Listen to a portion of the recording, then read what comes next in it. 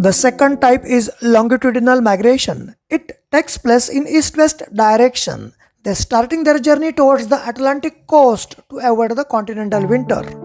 The best example is Patagonian plover, who visits the Falkland Island from the Siberian region to avoid the continental winter.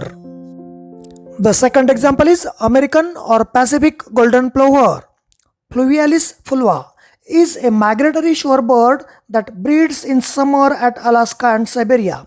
During non-breeding season, this medium-sized plover migrates widely across the Pacific Ocean.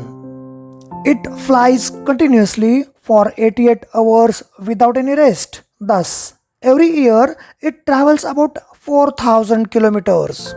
European starlings or common starlings Sturnus vulgaris are typically migrate from their East Europe to West Asia, migrate towards the Atlantic coast. In October and November, you can see flock of migrant starlings arrive along the east coast of England. Common starling on migration can fly at the speed of 60 to 80 km per hour and cover up to 1000 to 1500 kilometers. पंछियों की उड़ते समय कुछ विशेष प्रकार की आवाज निकलती है, उसे मरमर कहते हैं. Murmurations constantly change direction, flying up a few hundred meters, then zooming down to almost crash to the ground. They look like swirling blobs, making teardrops, figure eights, columns, and other shapes also.